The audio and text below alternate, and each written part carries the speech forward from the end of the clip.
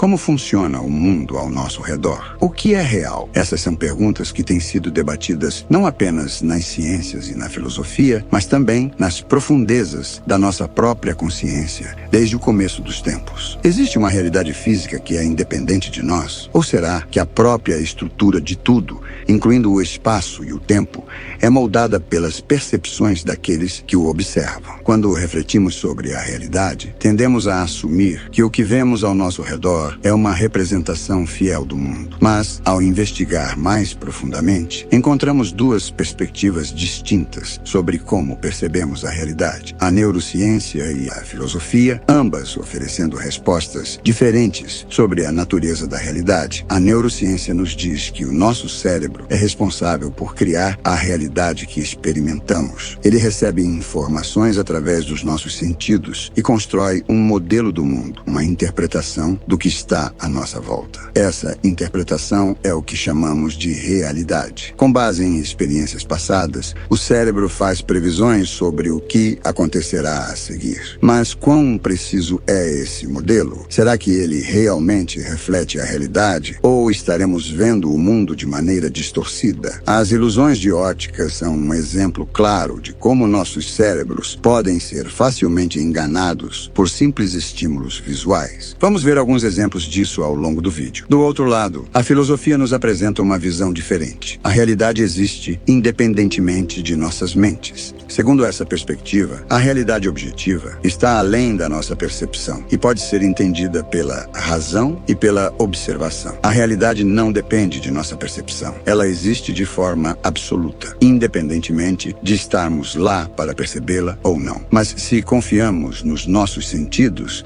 para entender o mundo, como podemos ter certeza de que aquilo que percebemos é preciso quando sabemos que os nossos sentidos podem ser falhos? Essa questão é uma das maiores preocupações da filosofia, conhecida como o problema do conhecimento. Como resolver esse dilema? Alguns filósofos sugerem que a solução seria confiar na razão e na lógica para compreender a realidade. Usando a razão e observação, poderíamos chegar a conclusões sobre a realidade que não dependem das nossas percepções subjetivas. No entanto, até esse método apresenta limitações. Nosso raciocínio pode ser falho e nossas observações podem ser influenciadas por preconceitos ou vieses pessoais. Onde isso nos deixa, então? Nem a neurociência, nem a filosofia parecem oferecer uma visão completa e definitiva de como percebemos o mundo. Talvez a verdade esteja em algum lugar entre esses dois pontos de vista. Uma combinação de nossas percepções sensoriais, processos cognitivos e habilidades de raciocínio. A distinção entre as coisas como elas são e as coisas como elas aparecem foi um tema que ocupou a mente de filósofos por séculos. Mas o que isso tem a ver com a física moderna, especialmente a teoria quântica? A resposta é muito. Na verdade, essa questão tem estado no centro das discussões da física desde o início da teoria quântica, na década de 1920, quando se descobriu que partículas atômicas e subatômicas apresentam propriedades tanto de partículas localizadas quanto de ondas deslocalizadas. Os físicos começaram a se questionar sobre o que realmente podemos saber sobre a natureza da realidade física. Parmênides, um dos grandes pensadores pré-socráticos, abordou a questão da realidade e argumentou que o mundo que vemos à nossa volta é uma ilusão. A verdadeira natureza da realidade está além dos nossos sentidos, mas pode ser acessada através da razão. Para ele, esse mundo real seria imutável, unificado e atemporal. Ele defendia a ideia de que não podemos compreender racionalmente o conceito de nada e, portanto, a existência de um vazio seria impossível. Sem espaço vazio, o movimento não seria possível. Com isso, ele refutou as noções de mudança e diferença, concluindo que o mundo que experimentamos é apenas uma aparência. Sua proposição de que nossos sentidos não podem nos guiar para a verdade tornou-se uma ideia duradoura, desafiando a visão convencional de que a realidade física é, de fato, real. O que isso tudo significa para nós? A resposta a essa pergunta pode ser mais complexa do que imaginamos. A mecânica quântica, que surgiu da busca por uma descrição minuciosa da realidade, continua a explorar essas questões, buscando compreender a realidade em níveis cada vez mais profundos e complexos. Continue assistindo para entender como esses conceitos influenciam a nossa percepção do mundo e o que a mecânica quântica tem a nos dizer sobre a verdadeira natureza da realidade. Foi Niels Bohr quem finalmente aprimorou a teoria ao descrever o átomo como composto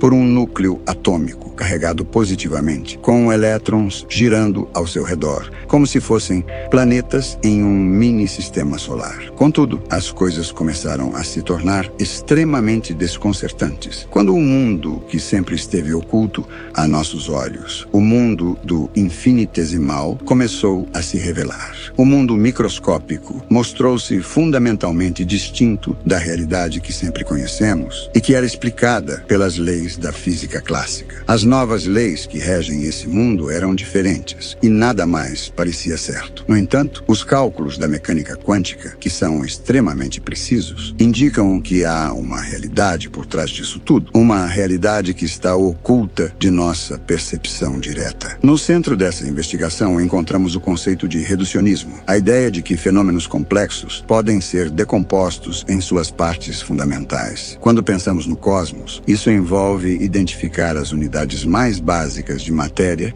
e energia que formam tudo o que observamos ao nosso redor. No campo da química, por exemplo, aprendemos que a menor unidade da água é a molécula de água, e qualquer volume de água é composto por um número impressionante dessas moléculas idênticas. A física moderna nos revela que esses blocos fundamentais vêm na forma de partículas subatômicas, como elétrons, quarks e neutrinos. Essas partículas são vistas como os constituintes primários da matéria, e tudo ao nosso redor é feito de combinações dessas partículas. Porém, a história não acaba aí. Os verdadeiros blocos de construção do universo não se limitam a partículas. Eles se estendem até o próprio tecido do espaço e do tempo. De acordo com a teoria da relatividade geral de Einstein, espaço e tempo não são entidades separadas, mas sim interligadas, formando uma malha quadridimensional chamada espaço-tempo. Dentro desse modelo, o universo não é apenas composto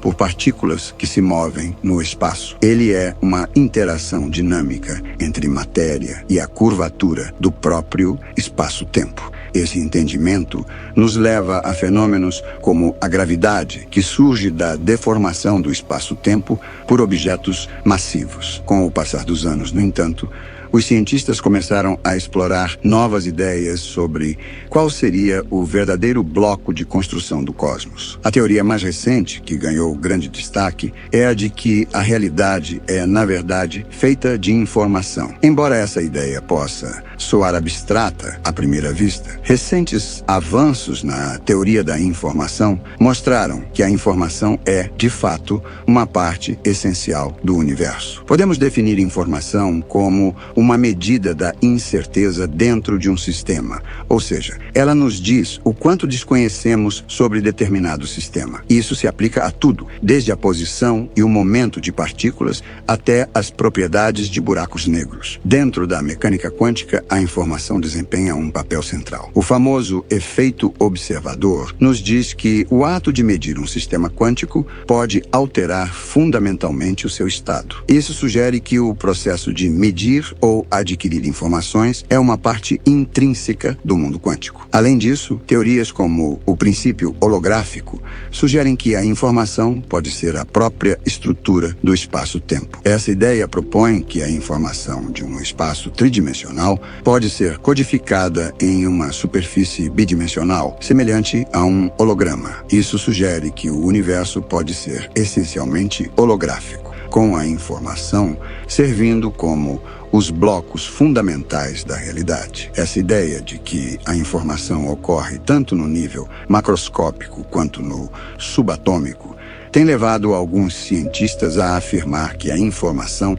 pode ser o único verdadeiro bloco de construção capaz de explicar a própria existência. Em um certo nível, a informação gera novas informações, que por sua vez geram mais informações, em um ciclo contínuo. Isso implica que espaço-tempo e matéria, de alguma forma, são compostos pela mesma essência, a informação. Não apenas na superfície que delimita um espaço espaço, mas dentro do próprio espaço. A informação está no cerne da criação do espaço-tempo e também é responsável pela formação da matéria escura e da energia escura. Além disso, os recentes avanços na computação quântica indicam que a informação pode ser codificada no estado de partículas individuais, que podem ser manipuladas para realizar cálculos complexos. Isso sugere que o universo funciona como um grande computador quântico, onde cada partícula é um bit de informação que pode ser processado para gerar novas realidades. Vamos explorar mais sobre isso em breve. Fixe seus olhos no ponto preto à esquerda da imagem. Enquanto observa esse ponto, tente também monitorar o movimento do objeto à direita. Pergunte a si mesmo, para onde está indo esse objeto? Está se movendo na diagonal ou para cima e para baixo? Lembre-se de manter o foco no ponto preto à esquerda. À primeira vista, parece que o objeto à direita se move em diagonal, subindo à direita e depois voltando para a esquerda. No entanto, essa percepção está errada. O objeto está, na verdade, se movendo para cima e para baixo, em linha reta, na vertical. Você pode confirmar isso rastreando o movimento com o dedo. Isso é apenas uma ilusão visual. As alternâncias de preto e branco dentro do objeto sugerem um movimento diagonal e confundem nossos sentidos. Essa ilusão nos ensina algo muito profundo sobre a natureza da nossa percepção. O que vemos não é uma representação fiel da realidade. O que vemos é uma história que nosso cérebro cria para nós. Muitas vezes, a narrativa gerada pelo nosso cérebro corresponde ao mundo físico como ele é, mas nem sempre. Nosso cérebro, de maneira inconsciente, ajusta a percepção para se alinhar com nossas expectativas ou desejos, preenchendo as lacunas com base em experiências passadas. E se o universo, com todos os seus mistérios, tivesse produzido cérebros, por que não poderíamos considerar o próprio universo como um supercérebro que está constantemente criando e projetando realidades? Tudo o que chamamos de realidade é composto por partículas tão pequenas que, à primeira vista, seria difícil chamá-las de reais. Nossos sentidos são, na verdade, instrumentos bioquímicos que transformam matéria imperceptível em algo que podemos perceber e compreender. Eles não revelam a realidade em sua totalidade, mas nos ajudam a sobreviver no mundo em que vivemos. As informações reais que vêm do universo são processadas e interpretadas pelo nosso cérebro, ao invés de serem diretamente percebidas. O cérebro, de certa forma, coloca uma máscara sobre a realidade, uma máscara que é projetada para nos permitir entender o mundo ao nosso redor. E por trás dessa máscara, o mundo real da informação se esconde, muitas vezes distorcido ou oculto. Uma das descobertas mais perturbadoras que a ciência fez recentemente é que o universo, como o entendemos, não é localmente real. O que isso significa? Em termos simples, a realidade local pressupõe que os objetos possuem propriedades definidas, independentemente da observação. Por exemplo, uma maçã teria as mesmas propriedades, seja alguém observando ou não. A noção de localidade implica que os objetos só podem ser influenciados pelo seu ambiente e que nenhuma influência pode viajar mais rápido que a luz. Entretanto, investigações na física quântica têm mostrado que esse entendimento da realidade provavelmente está errado. As evidências sugerem que os objetos não apenas são influenciados pelo ambiente ao seu redor, mas também podem não ter propriedades definidas até que sejam medidos. Em 1972, 3 físicos teóricos, John, Klaus, Anton Zeilinger e Alain Aspect, realizaram experimentos que desafiaram a visão tradicional da física e em 2022 receberam o Prêmio Nobel de Física por esses trabalhos. Esses experimentos e muitos outros subsequentes mostraram que a visão de um universo realista local está provavelmente equivocada. equivocada. O trabalho de cientistas como Einstein e outros físicos revelou que a mecânica quântica desafia nossa compreensão tradicional da realidade. As descobertas mostram que o universo não é tão simples e direto quanto parecia. As partículas subatômicas, por exemplo, não têm propriedades fixas como o spin até serem observadas. Isso significa que o ato de observar uma partícula pode alterar seu estado, algo que contradiz as regras do realismo local, que sugerem que as propriedades de objetos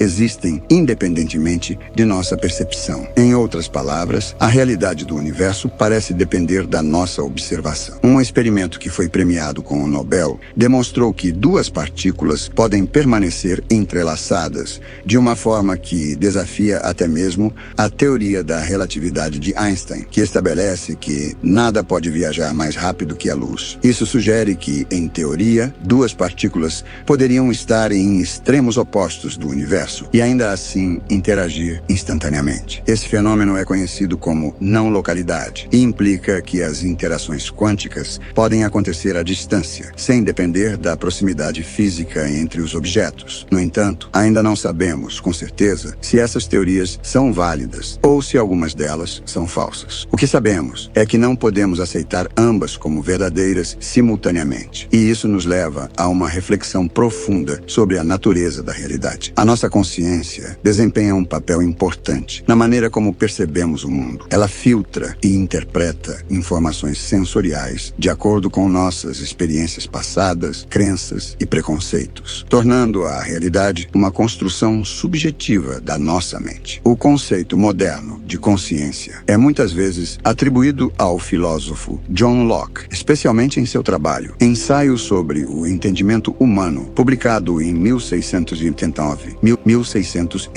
Locke propôs que a consciência funciona como um observador interno, permitindo-nos perceber e refletir sobre nossos próprios pensamentos, sentimentos e experiências. Essa ideia levanta questões sobre a origem da consciência. Como ela surge? O que dá origem ao observador interno? E como ele se conecta com os processos físicos do cérebro? William James, um dos pioneiros da psicologia, popularizou a ideia de que a consciência humana funciona como um fluxo contínuo, comparando-a a um riacho. Segundo James, o fluxo de pensamentos é governado por 5 características principais. Todo pensamento faz parte de uma consciência pessoal. O pensamento está sempre em mudança. A consciência é contínua, lida com objetos independentes e se concentra em algumas partes, excluindo outras. Ele acreditava que a consciência não é uma coleção de eventos mentais isolados, mas sim um processo dinâmico e fluido. James usou a metáfora do riacho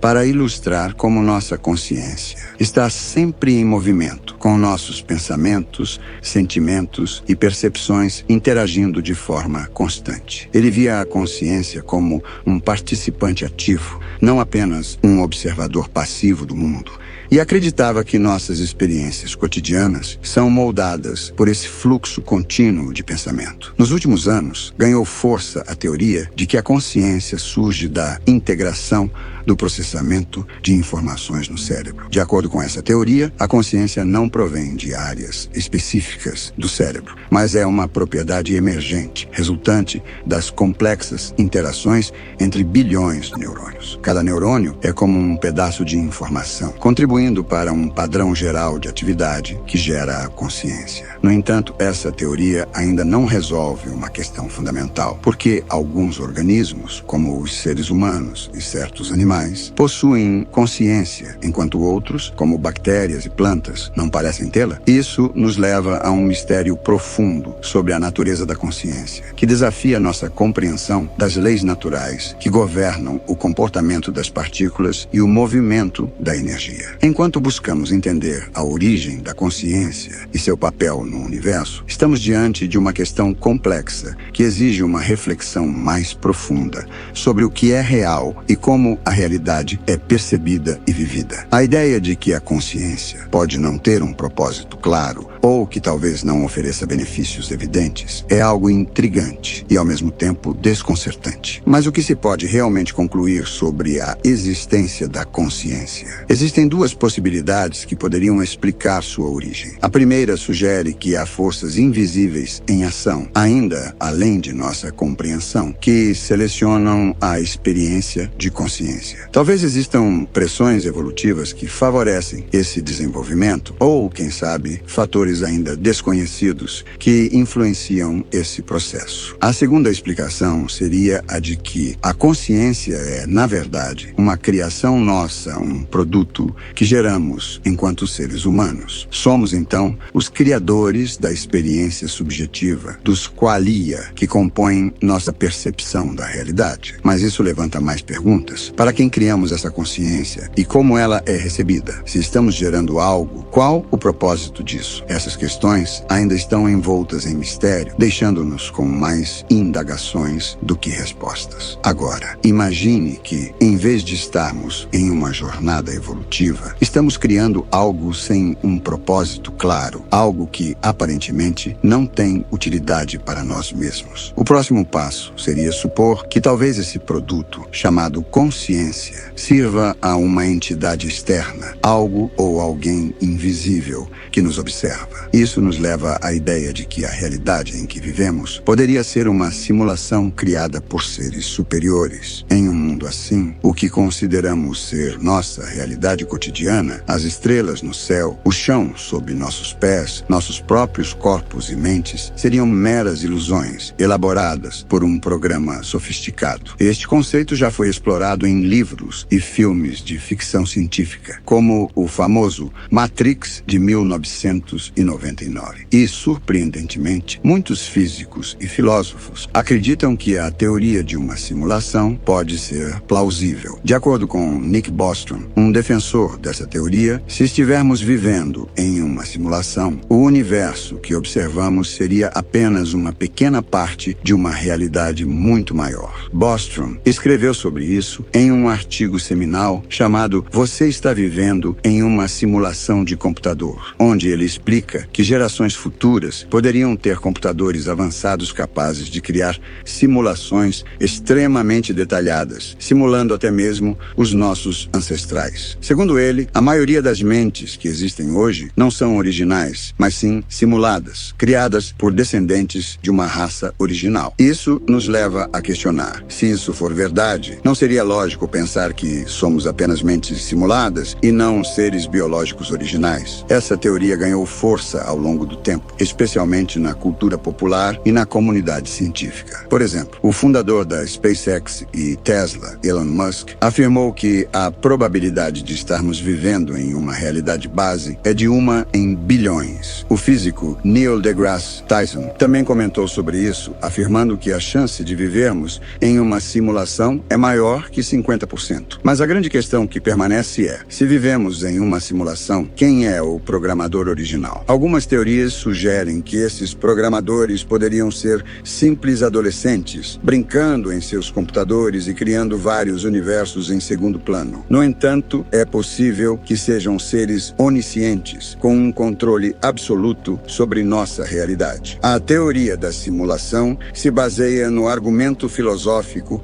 que tem sido debatido por séculos. Nunca saberemos se o que estamos vendo é real ou apenas uma construção ilusória criada pelo nosso cérebro. No entanto, existem críticos dessa teoria que afirmam que não há evidências empíricas suficientes para apoiar a ideia de que estamos vivendo em uma simulação. Eles argumentam que, mesmo que estivéssemos vivendo em uma simulação, seria impossível provar, pois as regras dessa simulação seriam tudo o que sabemos sobre o mundo. Portanto, a pergunta continua a nos fascinar. Estamos vivendo em uma simulação? Se sim, quais são as implicações disso para nossa existência? Seríamos apenas construções digitais, sem verdadeiro livre-arbítrio? Ou haveria algo mais profundo em nossa essência? Podemos algum dia perceber a realidade além da ilusão criada pelo nosso cérebro? Como Carl Sagan disse, nossa missão como seres humanos é explorar o universo e, assim, conhecer a nós mesmos. Desde o momento em que adquirimos linguagem e começamos a pensar e imaginar, passamos a questionar nossa origem e a natureza da realidade. Estamos constantemente em busca de respostas e, ao longo do tempo, nos tornamos mais adeptos disso. O o objetivo final